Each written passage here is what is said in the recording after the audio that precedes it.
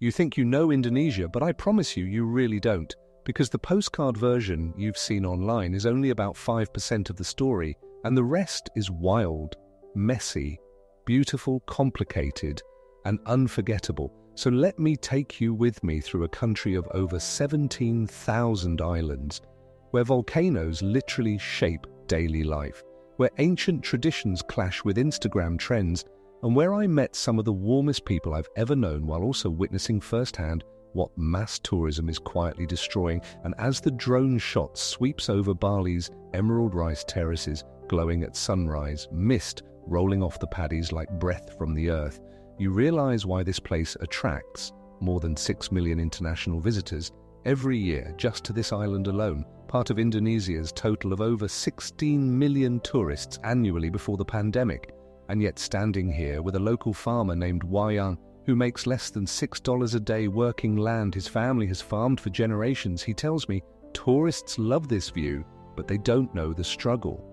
And it hits you that paradise isn't always easy for the people who live in it. So we start in Bali, the most famous, most photographed, and most misunderstood part of Indonesia, where beach clubs charge $20 for a cocktail while just 5 kilometers away families live on less than $200 a month.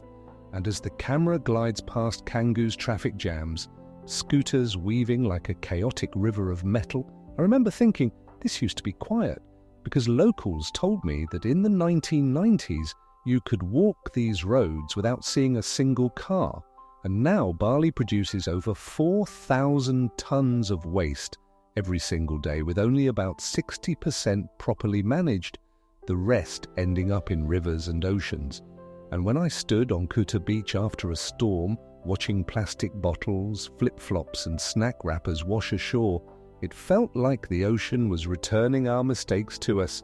Yet even here, beauty survives, and when you film Uluwatu Temple at sunset, waves smashing into limestone cliffs hundreds of feet below, monkeys darting across stone walls, you understand why people fall in love with this place. But you also start asking, at what cost? Because locals are being priced out. Rents have tripled in some areas over the last 5 years, and traditional compounds are turning into villas for digital nomads. So I asked a Balinese woman named Ayu, who works in hospitality, what she thinks, and she told me, we are grateful for tourists, but we don't want to become strangers in our own land.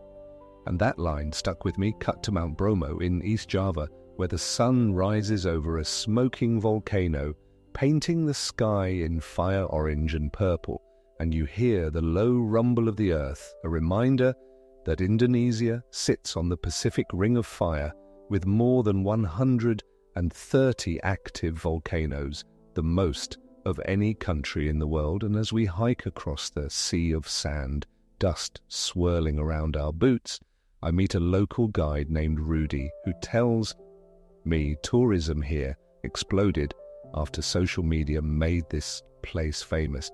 Visitor numbers tripled in less than a decade. And while that means more income, it also means overcrowding, trail erosion, and trash.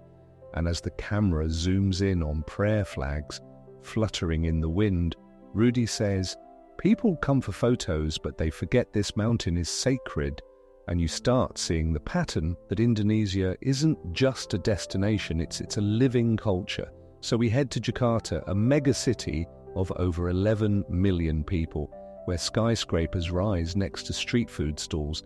And as we capture hyperlapse footage of traffic crawling along highways, it's hard to believe this is one of the most congested cities on Earth, costing the economy an estimated $5 billion a year in lost productivity.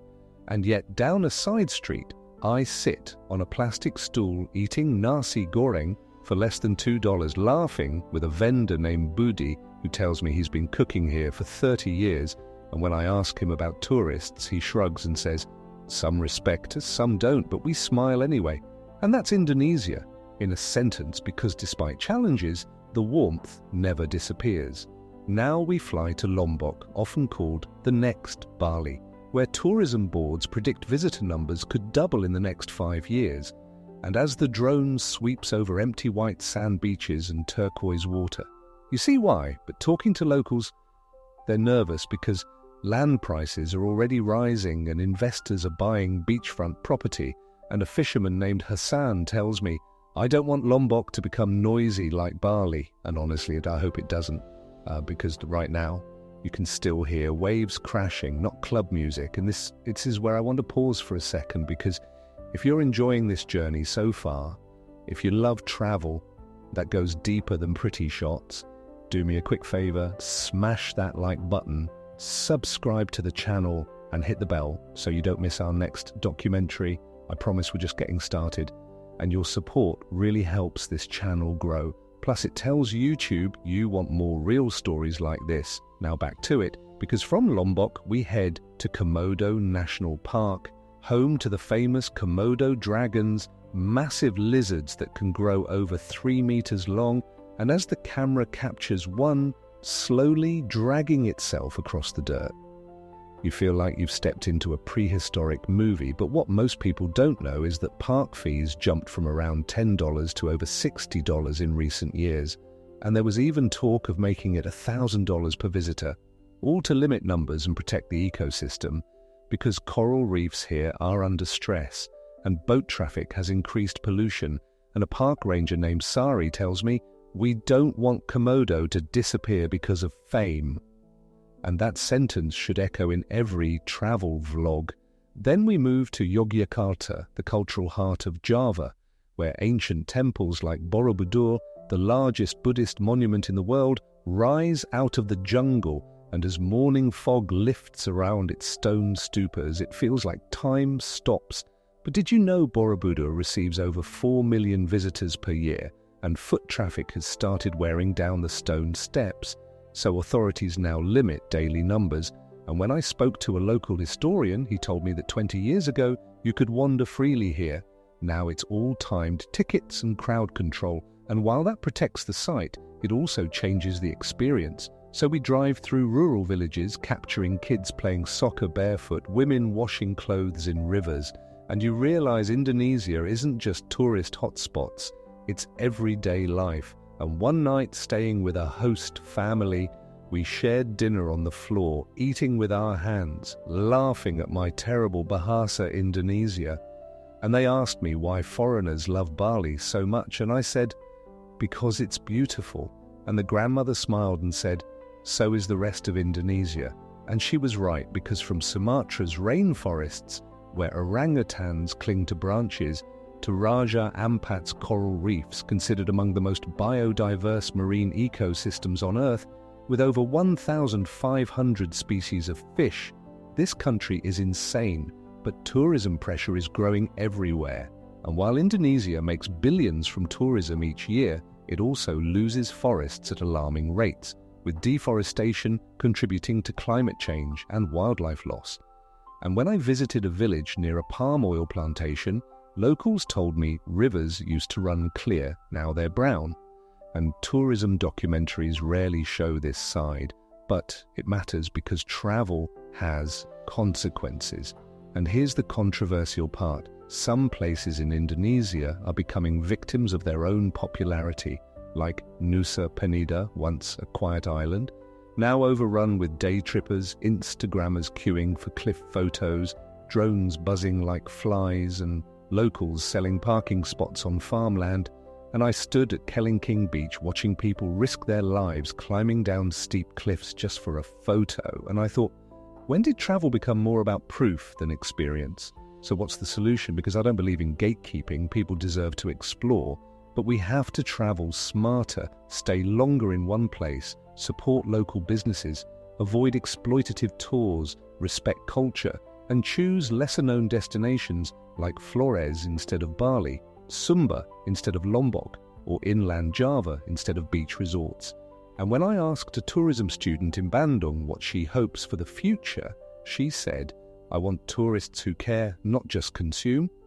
And that should be our new travel motto: care, don't just consume. Because Indonesia isn't a theme park, it's a home to over 270 million people, making it the fourth most populous country in the world, with hundreds of ethnic groups, languages and traditions, and reducing it to cheap paradise is unfair. And yes, the women here are incredibly beautiful, not just physically, but in spirit, in strength, in how they balance tradition and modern life.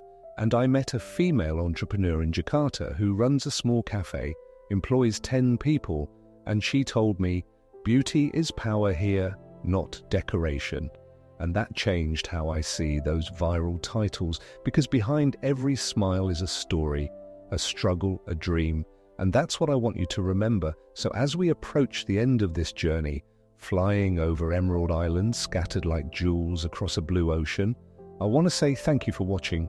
Seriously, if you made it this far, you're part of this community. So drop a comment, tell me which part of Indonesia you'd love to visit. Or if you've been here, share your experience. And don't forget to like, subscribe, and hit the bell so you never miss our newest content. It means more than you know. And here's my final challenge to you. Next time you travel, don't just chase the famous spots, chase understanding. Talk to locals, learn their stories, respect their land, because the future of travel depends on us. And if we don't change how we explore the world, we might lose the very places we love. So let's be better travelers, not just better content creators. And remember, paradise isn't just about what you see, it's about how you treat it.